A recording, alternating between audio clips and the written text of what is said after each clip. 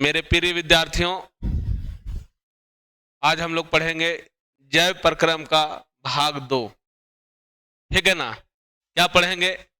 Chapter होगा जैव प्रक्रम का भाग 2। देखिए, जैव प्रक्रम कहने के मतलब सुबह से शाम तक के जितनी भी क्रियाएं होती है, रात को सोते हैं, वो भी जैव प्रक्रम क्रियाएं के अंतर्गत आती है। तो चलिए, इस पे ज्यादा मैं चर्चा नहीं करूंगा, आपका टाइम विलंब ना करके हम लोग क्वेश्चन की तरफ चलते हैं, क्योंकि पिछले वीडियो में आप लोग देख चुके हैं कि हम लोग लगभग 12 क्वेश्चन को हम लोग देखे थे। अगला क्वेश्चन की तरफ हम लोग चलते हैं बाबू। कहता है कि क्या शाकाहारी, क्या कह रहा है कि क्या शाकाहारी और मांसाहारी जंतुओं में छोटी आंत की लंबाई में भिन्नता होती है? क्या शाकाहारी, कह रहा है क्या शाकाहारी एवं मांसाहारी जंतुओं में छोटी आंत की लंबाई में भिन्नता होती है? यदि हाँ तो क्यों होती है? अगर होती है तो क्यों होती है? तो देखिए, छोटी आंत की लंबाई जो है अलग अलग पोषण आहार पे निर्भर करता है कि कैसे भोजन को खाते हैं। आइए मैं आंसर देखता हूं। कहता है कि छोटी आंत की लंबाई जो है भोजन के प्रकार पर निर्भर करती है, आहार पर निर्भर करती है। शाकाहारी जंतुओं की छोटी आंत की लंबाई जो होती है अधिक होती है। जो साग सब्जी भक्षण करने वाले होते हैं और उसमें जो है छोटी आंत की लंबाई बड़ी होती है, जिससे कि सेलुलोज का पाचन सही ढंग से हो सके। जो सेलुलोज होती है, एनर्जी जो एंजाइम होती है, उसकी पाचन हो सके सही ढंग से। इसके विपरीत मांसाहारी जंतुओं की छोटी आंत की लंबाई क्या होती है? छोटी होती है, क्योंकि मांसाहारी भोजन का पाचन अपेक्षाकृत सरल होता है। जान लीजिए कि जो मांस का पचाना होता है, पचाने के लिए कोई ज्यादा कठिन कार्य नहीं करना होता, लेकिन साग सब्जी जो शाकाहारी होते हैं उनके भोजन पचाने के लिए ज्यादा समय लगता है, कठोर होता है। चलिए, अगला क्वेश्चन होगा कि मनुष्य के में दंताक्षरण क्या है?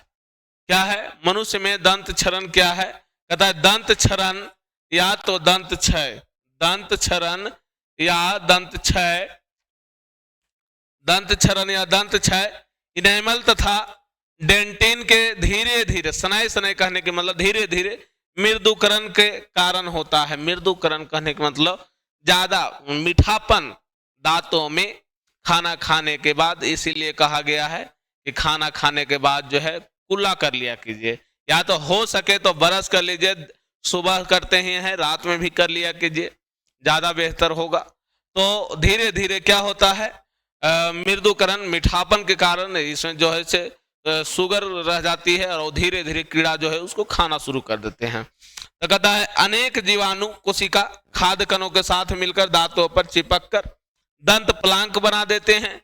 अब प्लांक दांत को ढक लेता है। क्या करता है?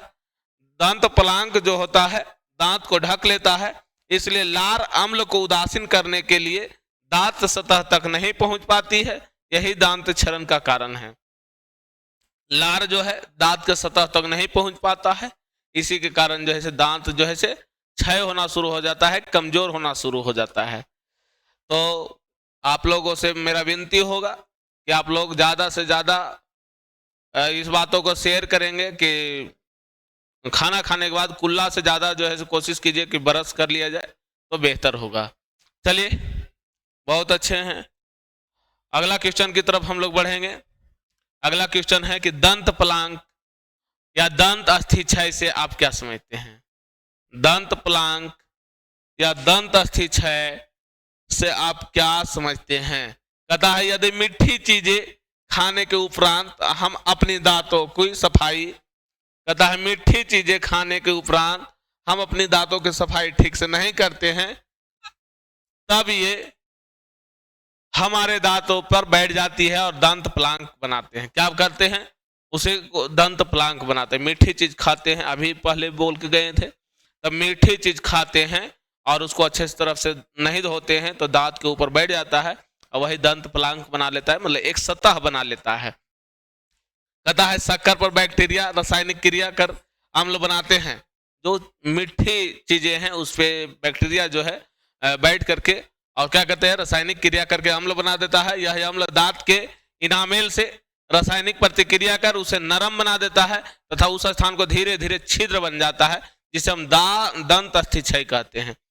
देखिए बैक्टीरिया जो है धीरे धीरे दांतों को छिद्र करना शुरू कर देता है, उसी को हम लोग कहते हैं आराम से ये कह देते हैं कि दांत जो है खोड़हर हो चुका है। और उसमें मसाले भराते हैं या तो ज्यादा खराब हो जाने के बाद दांत को निकलवाना पड़ता है। उससे बेहतर है कि आप सबसे पहले खाना खाइए या कोई भी मीठे चीजें खाइए, कुल्ला कीजिए या तो फिर ब्रश कर लिया कीजिए, बेहतर रहेगा आपके लिए। अगला क्वेश्चन है विषम पोषण। विषम पोषी पोषण से आप क्या समझते हैं? विषम पोषी पोषण से आप क्या समझते हैं?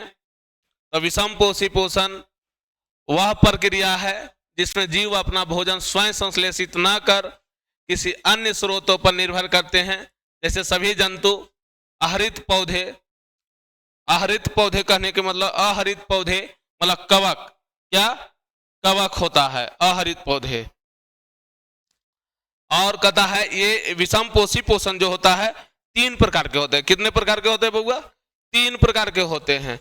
मृत पोषण, मृतजीवी पोषण, परजीवी पोषण, प्राणी संपोषण। तो ये सभी बातें को हम लोग जानेंगे। अगर नहीं जानते हैं तो सीखिए, सीखने का अभी मौका है बाबू, सीखिए, हर भली भांति सीखिए। अगला क्वेश्चन की तरफ हम लोग चलते हैं और आप लोगों से विनती होगा कि ज्यादा से ज्यादा आप लोग हर चीजों को देखिए और देखने के बाद जो है शेयर कर दिया कीजिए। एक बार शेयर कीजिए, ज्यादा नहीं करना है आप लोगों को। अगला क्वेश्चन है, देखिए थोड़ी सी कठिनाइयां उत्पन्न होती है बाबू, बहुत प्रकार की बातें हैं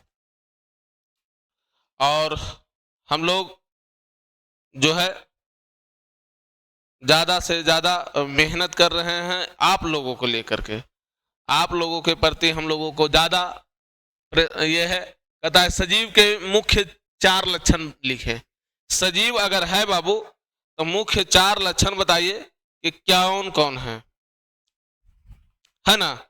तो आइए मैं बताता हूं कि अगर जो सजीव हैं वो 4 लक्षण उनका क्या क्या है, तो मैं बताता हूं।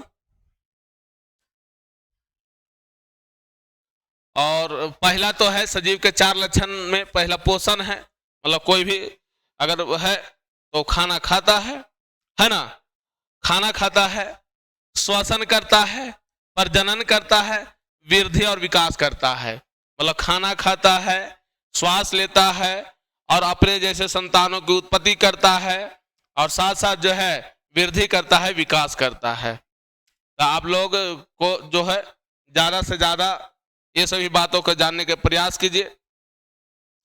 क्या करना है? ज्यादा से ज्यादा जानने के प्रयास करना है। और कहता है जीवों में क्या जीव, अगला क्वेश्चन कहता है जीवों में पोषण की अनिवार्यता की सतर्कता साबित करें। जीवों में पोषण की अनिवार्यता, जीवों में पोषण की अनिवार्यता की सतर्कता साबित करें। मतलब जीवों में पोषण क्यों जरूरत है इस बातें को आप बताइए। तो कहता है जैविक प्रक्रमों, क्या कहता है? जैविक प्रक्रमों, जैविक प्रक्रमों के संचालन, मतलब जो भी जैविक क्रियाएं हैं उसके संचालन के लिए, उसके संचालन के लिए क्या है? वृद्धि करना होता है। संचालन करने के लिए या तो वृद्धि करने के लिए, अनुरक्षण करने के लिए, कार्यों के निष्पादन हेतु जीवों की मूलभूत आवश्यकता ऊर्जा है। ऊर्जा की प्राप्ति हेतु खाद्य पदार्थों का जरूरत होती है। अगर जो भी काम करते हैं ऊर्जा की जरूरत होती है उसमें, अगर खाते नहीं है, ऊर्जा नहीं मिलेगा तो कोई भी काम को नहीं कर पाएंगे। कहा जाता है जीवों में पोषण के अनिवार्य है, इसलिए क्या है? जीवों में पोषण का अनिवार्य है। चलिए अगला क्वेश्चन की तरफ चलते हैं बाबू। कहता है हमारे अमाशय में अम्ल की भूमिका क्या है? हमारे अमाशय में अम्ल की भूमिका क्या है? कहता है हमारे अमाशय में अम्ल की भूमिका निम्नलिखित है। कहता है जीवाणुनाशक की तरह कार्य करता कर भोजन के साथ आने वाले बैक्टीरिया को नष्ट कर देता है। मतलब भोजन के साथ जो है जो भी बैक्टीरिया आता है उसको अम्ल क्या कर देता है, नष्ट कर देता है। फिर कहता है भोजन इसके कारण शीघ्रता से नहीं पचता है।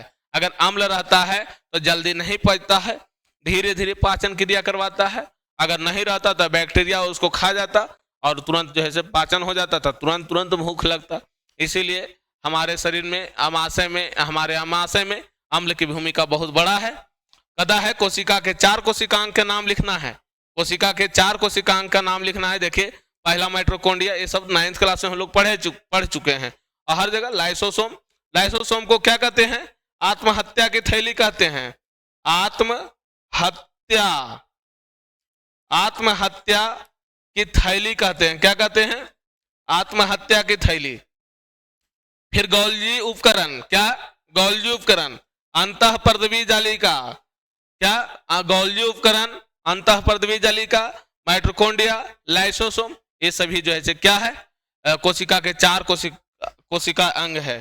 चलिए अगला क्वेश्चन की तरफ हम लोग चलते हैं, देखते जाइएगा। आप लोग ज्यादा से ज्यादा आइए, सभी क्वेश्चन जो है हर प्रकार के एग्जामों में मिलता है।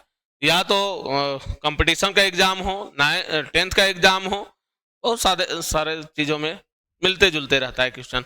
7, 8, 9, 10 से हर जगह पे दिखाई देता है, कोई ना कुछ क्वेश्चन तो मिलते रहता है। कहता है मनुष्य में कितने प्रकार के दांत पाए जाते हैं और उनके नाम और कार्य को लिखना है। कहता है मनुष्य में 4 प्रकार के दांत होते हैं। एक कर्तनक होता है, एक इंसाइजर कहते हैं, भेदक होता है और कैनाइन कहते हैं, अग्र च्वर्णक होता है और प्री मोलर कहते हैं, च्वर्णक होता है उसका मोलर कहते हैं। अब जो है नाम तो बता दिया मैंने। कर्तनक को काटने वाला दांत कहते हैं। कर्तनक जो होता है काटने वाला, सामने वाला को कह सकते हैं कि कर्तनक है ये, ठीक है ना। भेदक को चीरने या फाड़ने वाला दांत कहते हैं। इन्हें देखिएगा नुकीला दांते है तो उसको क्या कहते हैं हम लोग, भेदक कहते हैं, चीरने या फाड़ने वाला दांत होता है। अग्र च्वर्णक या च्वर्णक जो है चबाने और पीसने वाला दांत होता है। अग्र च्वर्णक का तो इधर होता है, इधर ए साइड का होता है, ठीक है ना। तो ये सभी दांत होते हैं। कहता है उत्सर्जी पदार्थ के निष्कासन हेतु पौधे द्वारा उपयुक्त विधियों का नाम लिखना है। कहता है उत्सर्जी पदार्थ के निष्कासन के में जो है पौधे द्वारा कौन सी विधि अपनाया गया है उसको बताना है। कहता है पौधों में उत्सर्जन के लिए जंतुओं की तुलना में कोई विशिष्ट अंग प्रयोजन नहीं है। हम लोगों में विशिष्ट है उत्सर्जी अंग के लिए, जैसे मूत्र के लिए मूत्र नली है ना, शिश्न जिसको कहते हैं। फिर जो है बड़ी आंत के माध्यम से, कोलन मलाशय के माध्यम से जो है मल निकलते हैं, मूत्र निकलते हैं, शिश्न के माध्यम से, तो योनि के माध्यम से। तो ये सब रास्ता है, लेकिन पौधे में ऐसा कुछ नहीं है, कोई रास्ता नहीं है। तो देखिए कहता है पौधे भिन्न भिन्न तरीके से उत्सर्जी पदार्थ को निष्कासित करते हैं, जैसे पत्तियों के रंध्रों और तनों के वात रंध्रों द्वारा विसरण की प्रक्रिया से कार्बन डाइऑक्साइड को निष्कासित करते हैं, कार्बन मोनोऑक्साइड को। आवश्यकता से अधिक जल अगर वाष्पोत्सर्जन द्वारा उत्सर्जित करता है, अगर ज्यादा जल हो जाता है आवश्यकता से अधिक, तो उसको उत्सर्जन की क्रिया से जो है वाष्पोत्सर्जन की क्रिया से उत्सर्जित करता है। कुछ उत्सर्जित पदार्थ पत्तियों और छालों के में संचित हो रहते हैं, जो निश्चित समय अंतराल में निष्कासित हो जाते हैं। जैसे देखिएगा अगर पेड़ों के काट दीजिएगा छाल को तो उससे कुछ निकलता है तो उत्सर्जित पदार्थ हो जाता है, और उत्सर्जित पदार्थ हो जाता है तो उसको जो है कुछ दिन के बाद वो हट जाता है। तो अलग अलग तरीके से, तो मतलब हम कह सकते हैं कि उस मतलब पत्ती से भी उसका होता है, फिर जो है पत्तियों से और पेड़ इसके छालों से, तना से, ये सभी से उत्सर्जित पदार्थ निकलते हैं। उसका कोई अंग नहीं है कि इसी से निकलेगा। चलिए निर्धारित अंग नहीं है। अगला क्वेश्चन की तरफ हम लोग बढ़ेंगे। अगला क्वेश्चन है, कहता है हमारे शरीर में वसा का पाचन कैसे होता है। पूछता है बाबू कि हमारे शरीर में वसा का पाचन कैसे होता है और यह प्रक्रम कहाँ होता है, यह प्रक्रम कहाँ होता है। कहता है हमारे शरीर में वसा का पाचन आहार नाल के क्षुद्रांत्र में होता है। क्षुद्रांत कहने का मतलब छोटी आंत में होता है, ठीक है ना।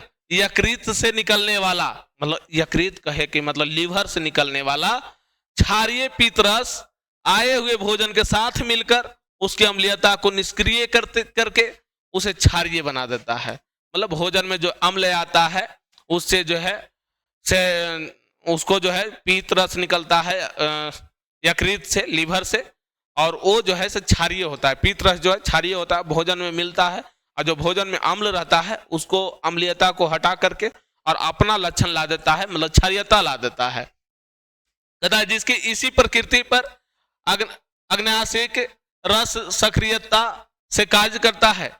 पीतरस वसा को सूक्ष्म कणों में तोड़ देता है। इस क्रिया को इमल्सीकरण क्रिया कहते हैं। क्या कहते हैं? इमल्सीकरण क्रिया कहते हैं। वसा, पीतरस जो है वसा को छोटे छोटे टुकड़ों में तोड़ देता है, इसको इमल्सीकरण कहते हैं। ये सबसे बड़ी बातें है इमल्सीकरण। कहता है लाइपेज एंजाइम, लाइपेज एंजाइम जो कि अग्नाशयिक रस में पाया जाता है, इमल्सीफाइड वसा को वसीय अम्ल में तथा ग्लिसरॉल में परिवर्तित कर देता है। मतलब वसा को जो है इमल्सीफाइड वसा में बदल देता है तो ग्लिसरॉल में बदल देता है। इस तरीका से वसा को तोड़ दिया जाता है। अगला क्वेश्चन कहता है बाबू, कहता है किसी जीव द्वारा किन कच्ची सामग्रियों का उपयोग किया जाता है? कहता है किसी भी जीव में शारीरिक वृद्धि, क्या कह रहा है बाबू? हाँ, कह रहा है कि किसी भी जीव में शारीरिक वृद्धि के लिए उसे बाहर से अतिरिक्त कच्ची सामग्री की भी आवश्यकता होती है। मतलब बाहर से कच्ची सामग्री की जरूरत होती है, मतलब कच्चा रहता है कोई भी सामान। जैसे पृथ्वी पर जीवन कार्बन आधारित अणुओं पर निर्भर करता है। पृथ्वी पर जब तक कार्बन नहीं होगा तब तक जीव नहीं होगा, एक बात एकदम गांठ बांध लीजिएगा। तो वही कहता अधिकांशतः खाद्य पदार्थ भी कार्बन आधारित हैं। इन कार्बन स्रोतों से जटिलता के अनुसार विभिन्न जीव भिन्न प्रकार के पोषण प्रक्रम में प्रयुक्त होते हैं। मतलब अलग अलग तरीके से अलग अलग प्रकार के कच्ची सामग्रियों की जरूरत होती है। तो इस तरीका से हम लोग भाग 2 पढ़े हैं। क्या पढ़े हैं? भाग 2 पढ़े हैं। इस तरीका से अभी जैव प्रक्रम का चलेगा भाग। आप लोग ज्यादा से ज्यादा पढ़ने का प्रयास कीजिए, शेयर करने का प्रयास कीजिए, चैनल को दबा करके शेयर कीजिए ताकि हर लोग जुड़ सके और हर भाई बहन पढ़ सके और ये कंपटीशन तक के क्लास को हम लोग रन करेंगे। और इसी के साथ मैं जय हिंद कहता हूँ।